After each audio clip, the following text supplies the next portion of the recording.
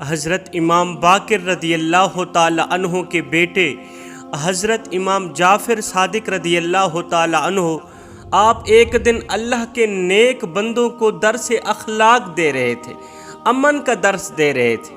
اتنے میں آپ کے پاس ایک شخص روتا ہوا، آنکھوں سے آنسو بہاتا ہوا حاضر ہوا، دست ادب کو جوڑ کر عرض کرنے لگا، یا حضرت، ہر گناہ کی اللہ نے قیامت کے دن کوئی نہ کوئی سزا ضرور رکھی ہے۔ ہر گناہ کی، ہر خطا کی، ہر ایک غلطی کی اللہ تعالیٰ نے قیامت کے دن کوئی نہ کوئی سزا ضرور رکھی ہے۔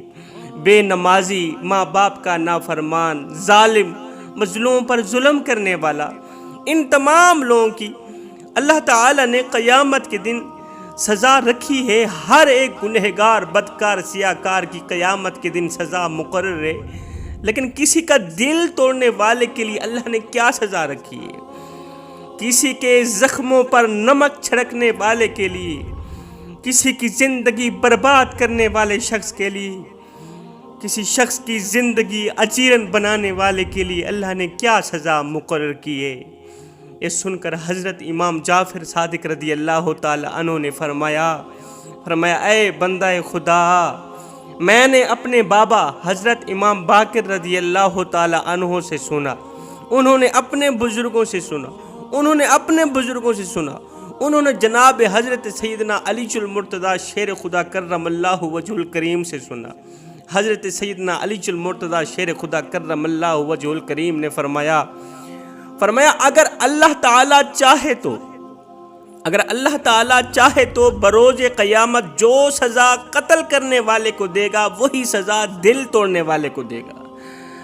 اللہ تعالیٰ قیامت کے دن جو سزا قتل کرنے والے کو دے گا وہی سزا دل توڑنے والے کو دے گا۔ پوچھا گیا، حضرت، قتل کرنا اور دل توڑنا، ان دونوں کی سزا برابر کیوں ہے؟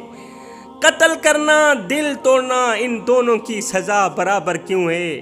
حضرت علی رضی اللہ تعالی عنہ نے فرمایا، وہ اس لیے کہ قتل کرنے سے انسان کا جسم مرتا ہے، قتل کرنے سے انسان کا جسم مرتا ہے، اور دل توڑنے سے انسان کی روح کو صدمہ پہنچتا ہے، دل توڑنے سے انسان کی روح کو تکلیف پہنچتی ہے، صدمہ پہنچتا ہے۔ جب انسان کی روح کو صدمہ پہنچتا ہے، تکلیف ہوتی ہے، پھر بیچارہ انسان نہ مر سکتا ہے اور نہ ہی جی پاتا ہے۔ مرنے کی کوشش کرتا ہے، مر بھی نہیں سکتا کیونکہ خودکشی حرام ہے، اور سکون سے جی بھی نہیں پاتا۔ جو کسی کے سکون کا دشمن بن جائے، جو اللہ کے بندے کے سکون کا دشمن بن جائے، وہ ہرگز نہیں بخشا جائے گا۔ اس کی زندگی دکھوں کے درمیان لٹک جاتی ہے۔ اس لیے تو اللہ تعالیٰ نے اس بدترین گناہ کی سزا یہ رکھی ہے کہ کسی کو دکھ دینے والے کی، کسی کا دل توڑنے والے کی تمام نیکیاں قیامت کے دن ختم کر دی جائیں گی۔ اس کی نیکیاں بھی ختم کر دی جائیں گی، اور قتل کرنے والے کی نیکیاں بھی ختم کر دی جائیں گی۔ دل توڑنے والے کی نیکیاں بھی ختم، قتل کرنے والے کی نیکیاں بھی ختم، پھر سزا تو دونوں کی برابر ہوئی نا۔ اس لیے جوانوں، اگر کسی کو ایک پل کی خوشی نہیں دے سکتے تو نہ دینا، کسی کو ساری زندگی کے لیے دکھوں میں بھی نہ ڈالنا۔ کسی کو ایک پل کی خوشی نہیں دے سکتے، نہ دینا، کوئی بات نہیں۔ کسی کی عزت والی پگڑی خاک میں ملا کر اس کی زندگی برباد مت کرنا، کسی کا دل نہ توڑنا، کسی کو دکھوں میں مبتلا نہ کرنا۔ ہائے، کسی کو دکھ دے کر، کسی غریب کی آنکھوں سے آنسو نکال کر، کسی کا دل توڑ کر تجھے کیا لگتا ہے کہ تو ساری زندگی ایسے ہی ہنستا اور مسکراتا رہے گا؟ نہ بندے، نہ، بس وقت کے الٹنے کی دیر ہے۔ سورج طلوع ہوتا ہے غروب ہونے کے لیے، سورج چڑھتا ہے ڈھلنے کے لیے، بس وقت کے الٹنے کی دیر ہے، تیری باری بھی دور نہیں ہے۔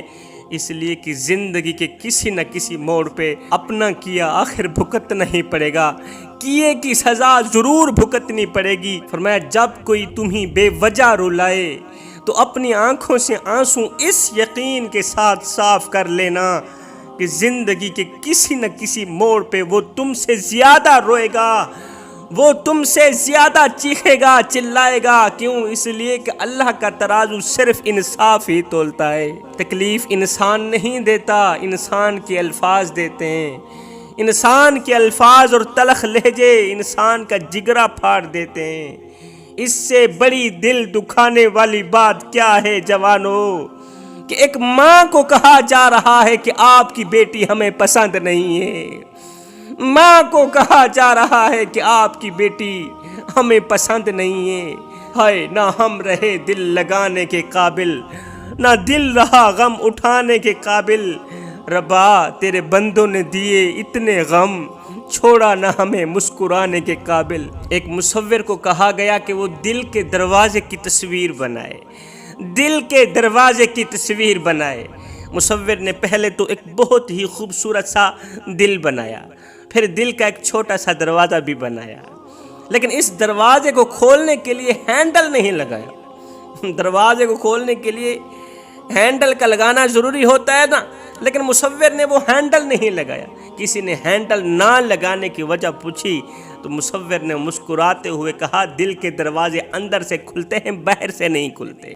اور دل کے دروازے تو اندر سے کھلتے ہیں، باہر سے کہاں کھلتے ہیں؟ ہائے شرابی سمجھتا ہے میں کسی کا کیا بگاڑ رہا ہوں، ہر گناہ کرنے والا سمجھتا ہے میں کسی کا کیا بگاڑ رہا ہوں۔ ارے نادان تو کہتا ہے میں کسی کا کیا بگاڑ رہا ہوں، تیرے اٹھنے والا ہر قدم مدینے والے کے سینے پہ وار کر رہا ہے، مدینے والے کو دکھ دے رہا ہے، مدینے والے کا دل دکھا رہا ہے، اور تو کہہ رہا ہے کہ میں کسی کا کیا بگاڑ رہا ہوں۔ ہائے میں کو میڈا دکھ، میں کو تیڈا دکھ، میں کو ہر مظلوم انسان دا دکھ، جتھے ظلم دی بھا پئی بلدی ہے، میں کو روہی چولستان دا دکھ، اور جتھے کوئی انصاف دا نہ کہنی، میں کو پورے پاکستان دا دکھ، جڑے مر گئے ہیں نو تا مر گئے ہیں، میں کو جیوں دے قبرستان دا دکھ۔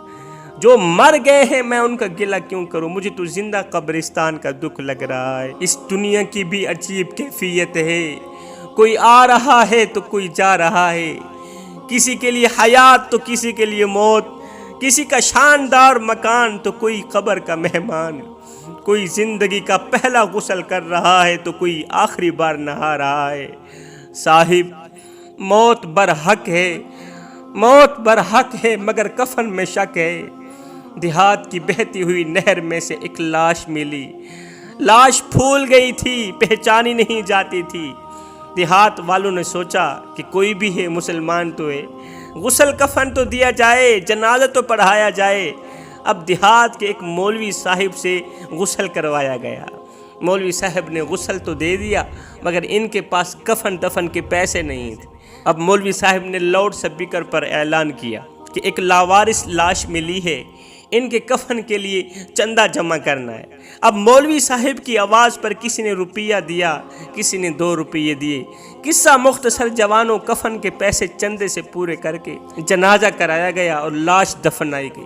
1 ہفتے بعد پتہ چلا کہ وہ تو فلاں زمیندار کی لاش تھی، وہ تو فلاں امیر کی لاش تھی، جس کی کوٹھیاں، بنگلے اور 4 نوجوان بیٹے تھے۔ وہ تو علاقے کا نمبردار تھا، جو 10 مربع زمین اور کروڑوں کا مالک تھا۔ ہائے اس نے زندگی میں کبھی سوچا بھی نہیں ہوگا، زندگی میں اس امیر شخص نے کبھی سوچا بھی نہیں ہوگا کہ جب میں مر جاؤں گا، جب موت آئے گی تو میں چندے کے پیسوں سے دفنایا جاؤں گا، جب موت آئے گی تو چندے کے پیسوں سے میرے لیے کفن لیا جائے گا، میرے لیے کفن خریدا جائے گا، اور میں چندے کی رقم سے دفنایا جاؤں گا۔